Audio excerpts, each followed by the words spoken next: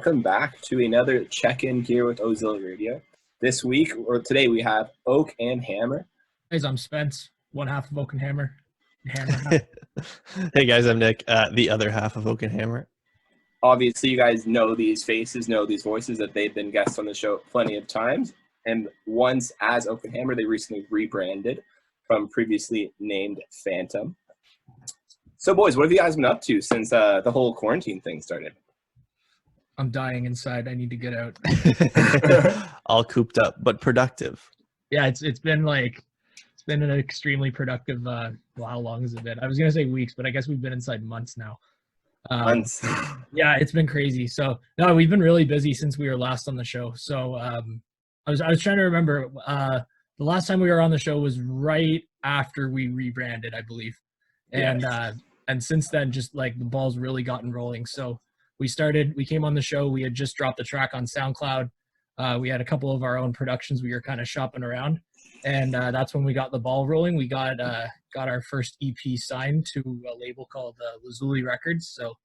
So much has happened. Oh, my God. It's been crazy. Yeah, it's been super, super busy. So that got the ball rolling. We built up some momentum there, got introduced to some of the artists on the label. It's a really good community. There's a bunch of artists from all over the world. So a couple from North America, people from Europe, South America as well. So yeah, it's been good. Getting to know artists in the community. And then we're in a production course right now, which is chewing up a lot of time, but it's been really, really good for the quality of our production. I know that, I don't know about Nick. I know that some of the stuff that I've been working on has been I've never had anything this good ever. Wow. Yeah. What course is it? It's, so there's a Toronto artist, you might be familiar with him. His name's Tim Penner. Oh, his class. I know what you mean.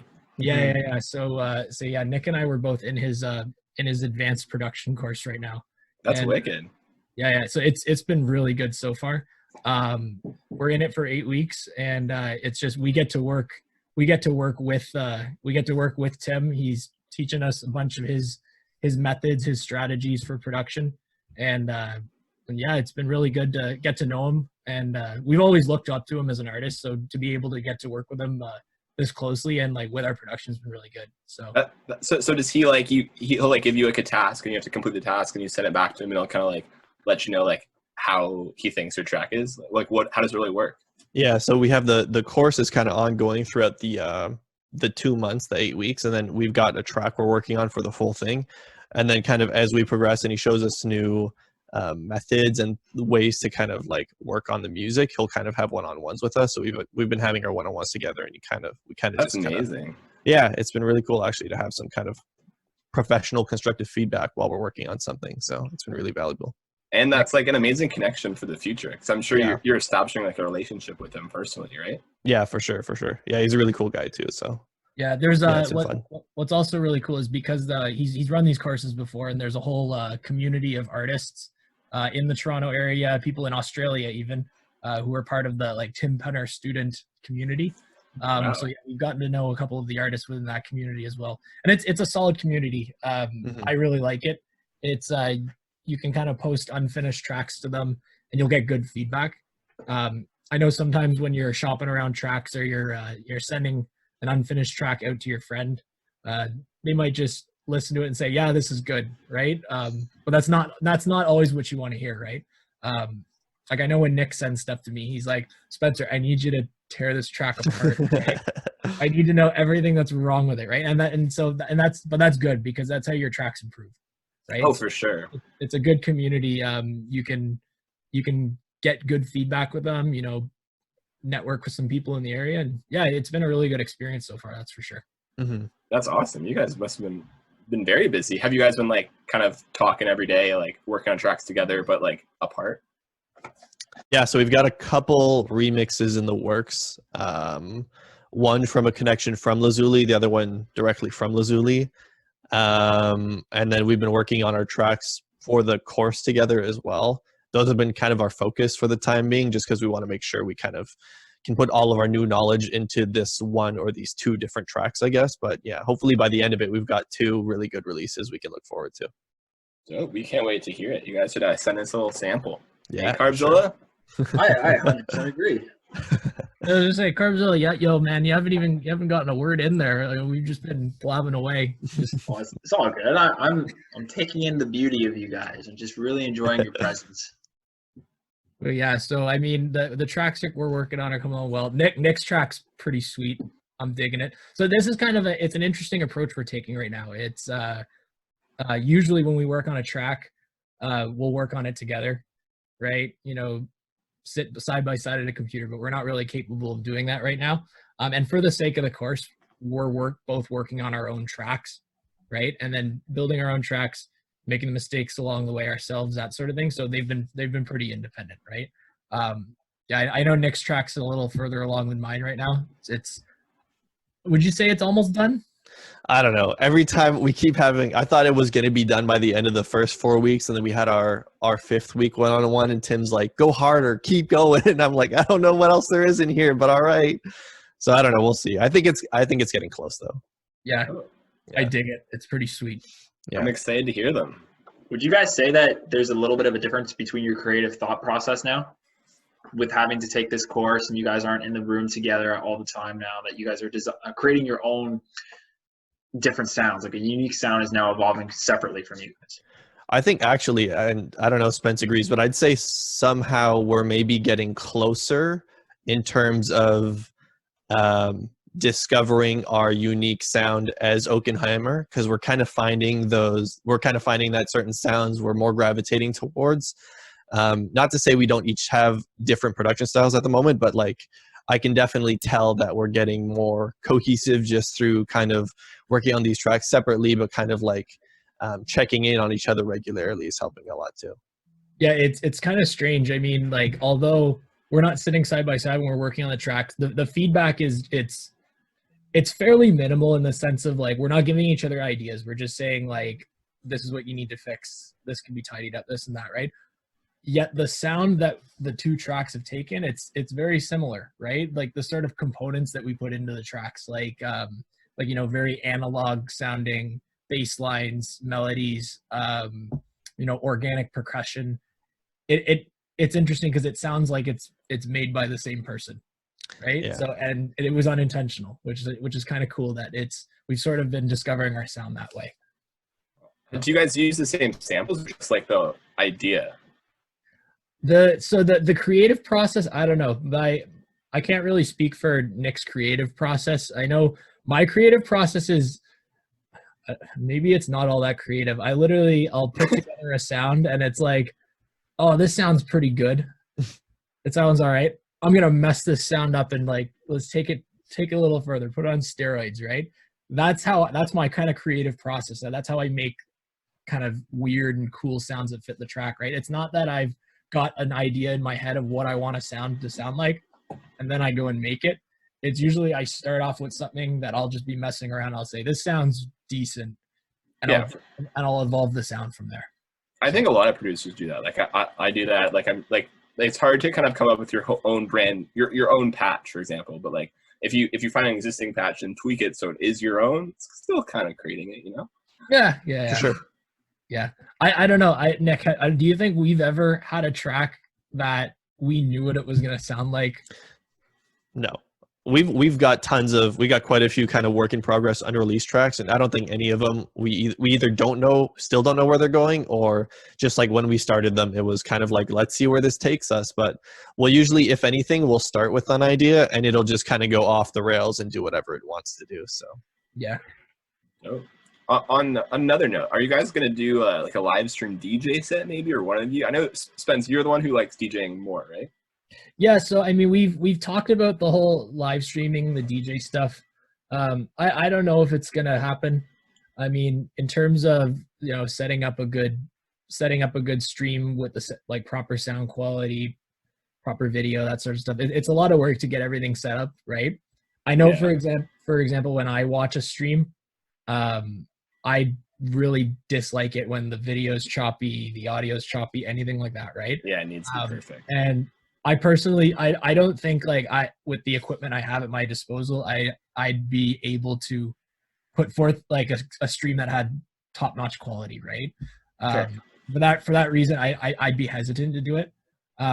but I think Nick and I have been talking about some ideas for the future. I know once quarantine's done, some ideas that what we can do, not necessarily live streaming DJ sets, but something that we can do and maybe on a YouTube channel or with a video. So, Oh, cool.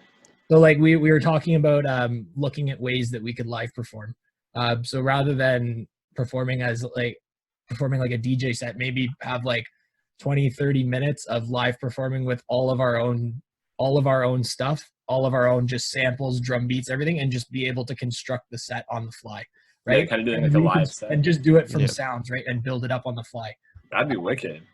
Yeah, we were also talking about maybe like live performing some, like maybe just like one track at a time, but like diving into some of our really, really, really old tracks, breaking them down, because some of them are pretty simple. Some of our early production, it was pretty simple, right? So seeing if we could maybe actually put that together and perform it live. Maybe if we could get like a MIDI controller to launch some of the samples, do some of the guitar live, do some live looping, that sort of thing. That'd be unreal. That would really separate you guys, especially like in the Hamilton and even Toronto market. Yeah, we also we've been busy. We started putting together a monthly mix as well. So we're not doing the live sets just yet, like Spence said, but yeah, we've got one edition now out from, or we call it Grove Radio. So episode 1 came out last month, and actually episode 2 is coming out tomorrow. Oh, awesome. Yeah, so eyes out for that. We've got playlists coming out on Spotify. It'll be on Mixcloud. I don't think we have it on SoundCloud yet, but I think that's just because they're super limited when it comes to uploading stuff. But yeah. How did you guys find that the first episode went? What's that? How did you find the first episode went in terms of like traction, reach? It got trending on the EDM hashtag and the techno hashtag. It was like, I think it made it up to like 26 on techno. I was pretty surprised. Nice. That's pretty cool. Yeah, I was like, not bad. Yeah, for a first release, I think it was pretty good. Yeah, I think it went pretty well. I mean, so it's the monthly mix it's in the early stages right now. We're not exactly sure where it's gonna go. We maybe in the future we might take it to it's right now it's 2 hours. We might take it to a 3-hour mix. I think the big purpose of it right now is to give us a spot where we can regularly kind of publish and put forth the tracks that are on our music radar right now. What tracks are we digging, right? And try out a variety of sounds. So that's essentially what the intention of it is right now. I know. So the first episode was mixed completely by Nick, and then we each did half of the second episode. So I did the first half, Nick did the second half, and doing an hour each, I was pretty tight. I was pretty tight for time, right? Like, you find a lot of really good tracks over like a month, let's say, and an hour is just not enough time to play the ball. Oh, for sure. Right? Sorry, my bad. This is video calling, Yeah. Like, for example, when I'm like making a cassette, like I'll put I'm streaming this Saturday for the show. So the way I have it is like I'll do like 10 tracks in like one subfolder, 10 tracks in another subfolder. So like I kind of know like these are the tracks I maybe will play in the first half an hour. These are the tracks I'm playing like the second hour. These are the tracks I'm playing the third hour. Like how do you guys like discuss what songs you're gonna play ahead of time? Like when you're splitting it like that? Yeah, I think it's sort of, Nick. So I think it sort of depends on like the sort of venue we're playing or what it is, right? Like if we're playing like, let's say just an hour sort of thing on like a show, for example, let's take Baseline, for example, the show that Matt Griffin and Snowman used to run. Yeah. Like that was just, it was strictly an hour. We come on and it's like, you don't have too much time. You kind of know the tracks you're going in with. We'd have like a bank of tracks that we'd pull from. Yeah, me too. But we'd sort of have like a soft order in our minds, and it would always end up pretty close to that because within an hour you don't have much room to. No, for sure. Right. Same as when we came on Ozilla Radio with our first show as Oak and Hammer, there were a lot of tracks we knew we wanted to play, right? Like all of our own production that had to go in, right? Mm-hmm. And then when you also know it's not at a club, it's only people listening. You want to make sure that it sounds good. You want to make sure that the mix is good quality, right? For sure. But I think like Nick, when we played it at O Lounge, I don't think we didn't have a set plan for that, did we? I think it depends. I know with when we went to O Lounge, it was more like we're doing tech house, so we know what we're doing. So it's just kind of like grab from one pool. We know which songs are more good for intro. We know which songs are more good for outro, kind of stuff. But like for instance, when we're doing and maybe I only speak for myself here, but for our Grove Radio 2 coming out tomorrow, for my half anyways, I wanted to fit a lot of different kind of tracks in it. So I did like you were doing, Aaron, and I kind of had like 3 different folders where I like, okay, I gotta use these tracks to blend in from Spence's half, and then maybe the core of my half is these tracks, and then maybe these few for the outro kind of thing. That's cool. But yeah, like Spence says, I think it depends on what the venue is or what the medium is for sure. So communication when you guys are building a radio set or even like one of these podcast episodes is extremely important when you don't get to physically do the set together, right? How much communication did you guys have going back and forth with one another, such as like, let's say you both like this one track. How did you guys decide who was going to be the one that played that? Good question. So little sneak peek on how we organize ourselves. So we put together like a playlist on Spotify that we both share, and we'll both upload tracks to it. We'll consider this as like, this is the pool of tracks that have made the short list for the episode, right? I think that this time it just worked out that I only played tracks that I uploaded to the list. Nick only played tracks that he uploaded to the list. And it worked to sort of the half of the episode that we were playing. It worked to the feel of it. That's at least how we organized it for this one. And I know in the past when we've come on Ozilla Radio, we've done the same sort of thing. We have a pool of tracks that we're going to pull from going into the show. Now the problem is, I know sometimes it's like that pool grows pretty big. Like I think for this episode of Grove Radio, I think the playlist was like 8 hours long. It took me, I know for my half, getting it down, it took me a few tries to get it down to like the essential just to fit it into the hour, and I think even then I went over a bit. So it's tough, especially when you're going over kind of like your favorite tracks of the month. It gets snug for sure. Yeah, for sure. So we can't wait to hear it. Yeah, should be good. And just so you can remember easily, it comes out on the 13th of each month because, as you know, I've always known we're edgy.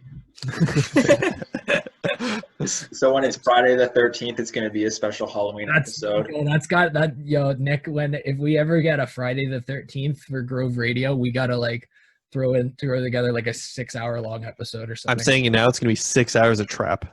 6 hours of trap. I can't wait. And that will be the day that Oak and Hammer break up. So the EP, it comes out July 10th, correct? Yes, July 10th. Right. Yeah. Are you guys excited? Oh Yeah, super excited. I mean, yeah. So we're just thinking about it. Like 6 months ago, we just got the ball rolling with some of our own production. We're getting good. We're getting better. And like now it's like, wow, we got an EP coming out on a label. This is awesome. People can actually buy your music. People can buy our music. People can just listen to it. Yeah, it's pretty amazing for us anyways. That's awesome. Yeah, the fact that I can be like, hey, go on Spotify, type in Oak and Hammer.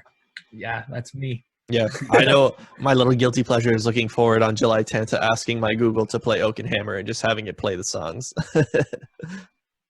Yeah, so looking forward to it. It's gonna be a good time. And you know what? Looking forward to like future releases as well. I know even after taking this course, the quality of our mix down and like how clean the tracks sound, especially early on, it's day and night. Oh, I'm excited. Yeah, it's gonna be good. How many tracks from this EP are gonna become a track of the day for Ozilla Radio? Ooh, hopefully both. Shameless plugs. Yeah, I mean, yeah. So did I send you guys? Yeah, I think I sent you guys the EP, right?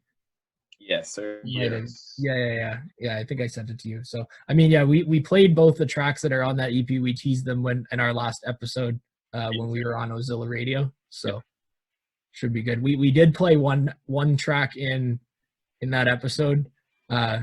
We still haven't done anything with it yet. It's really good.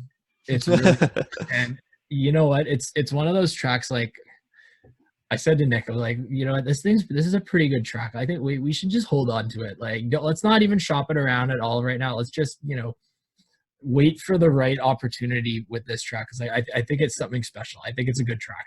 But That's awesome. I don't really want to push it out prematurely, Oh yeah, Of course. It's good. It doesn't have a name still. It's called Beat 10. Beat 10. Watch out for Beat 10. Yeah, so this is kind of a little fun fact of how we organize ourselves. So Nick is a very organized person until it comes to naming. Until it comes to our Google Drive. Well, our Google Drive is an abomination. But so the first track that Oak and Hammer worked on was called Beat 1. Then the second one we started was called Beat 2, and this continued, right? So the EP actually was what, Beat 4 and Beat 6? Beats. Yeah, I think so. I think that's right. Yeah. 6, yes. And then Beat 10 was pretty sweet. It's still called Beat 10 because we haven't come up with the name of it. And there's a lot of Beat X in there that they're not going anywhere. Don't make the cut. They're not. We're never revisiting those. They're take them as learning experiences. Exactly. That's optimistic with some of them.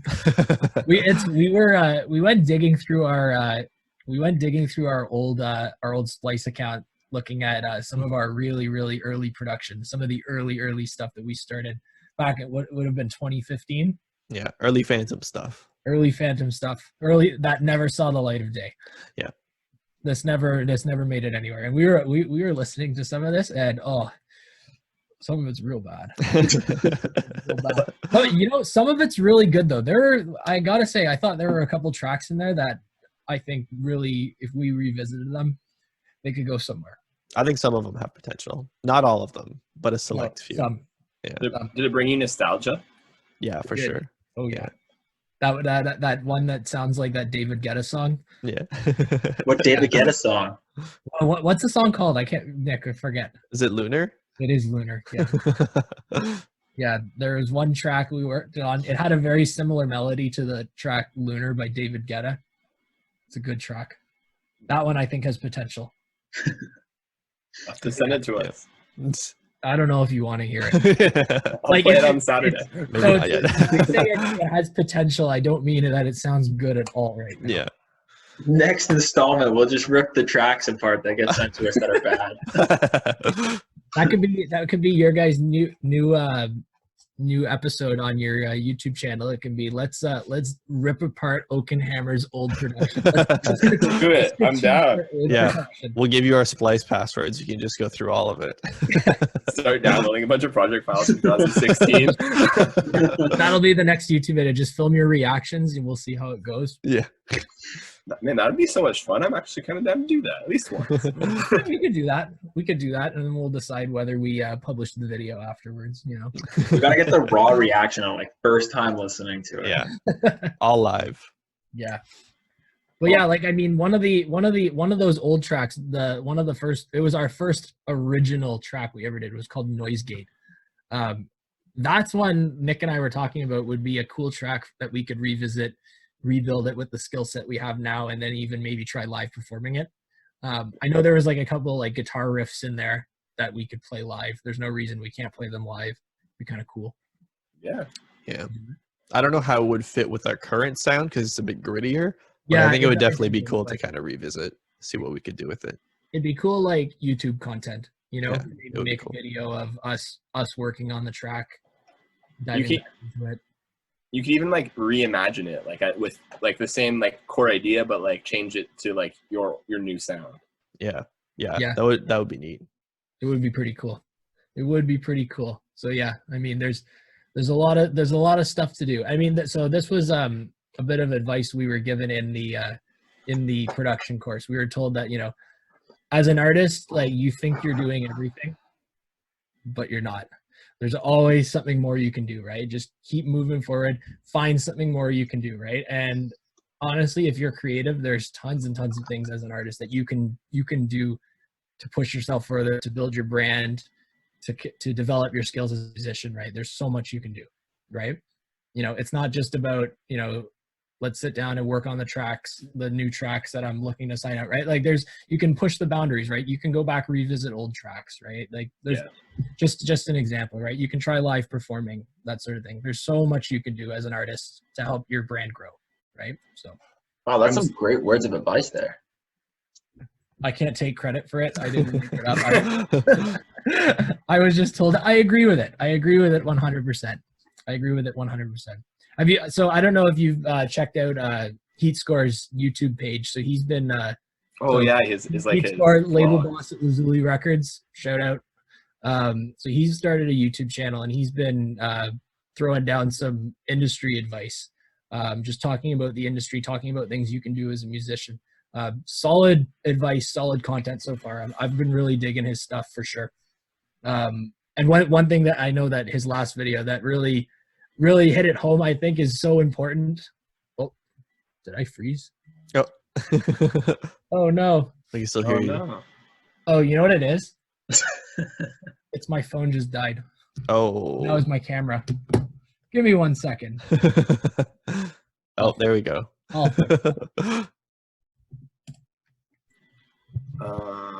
Nick, pressure's on you. You got to fill in. There we go. Oh, there we go. He's back. With a lesser quality camera. Unfortunate. Anyways, what was I saying? Oh, yes. Heat Score's YouTube page. Anyways, yeah. So one thing that really like hit it home on his latest video was, as an artist, you got to be patient, right? You got to be patient. You know, you don't blow up overnight. Your brand doesn't blow up overnight. Your track, unless you're very, very lucky, doesn't blow up overnight, right? You got to be patient, right?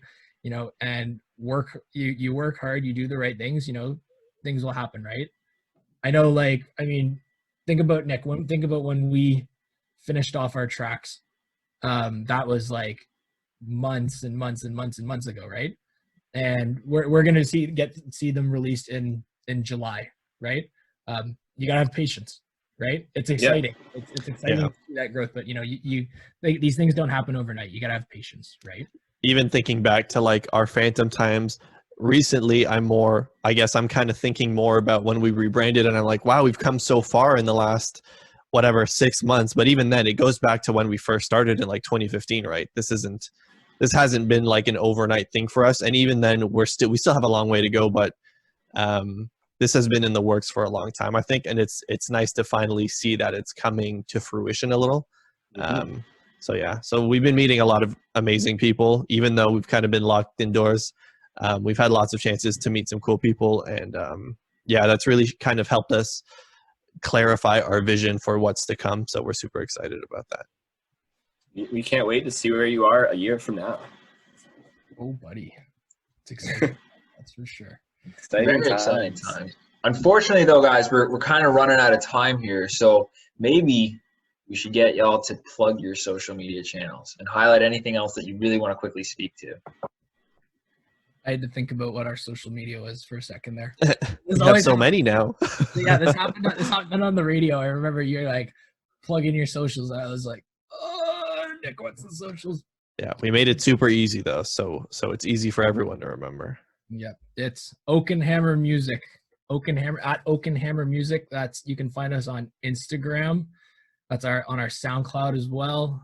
Facebook, Mixcloud, Spotify now. Yeah, so we've got Spotify playlists now for Grove Radio, so you can hit us up there as well. Awesome. Did I forget anything? Did you say Mixcloud? Yes, I did say Mixcloud. Yeah, and then July 10th will be on Beatport, Apple Music. We'll have some releases on Spotify as well. So yeah, keep an eye out. And keep an eye out on our Instagram and our Facebook specifically, because we'll be dropping some teasers on the tracks that are coming up on the EP. So you'll get a little sneak. Well, I know you guys have heard it, but the rest of the world get a little sneak peek as to what the tracks sound like. Awesome. Thank you guys again so much for coming on with us during these trying times. Thank you so much for having us. Yeah, thanks for having us, guys. As always, it's been a pleasure catching up with you guys, and hopefully all this stuff's done and we can go party at the radio studio again sometime soon. Yeah. Jams. Party anywhere for that matter. Jeez. Well, next time we see you guys, we'll be hopefully in the Oakville radio show studio. Sounds good.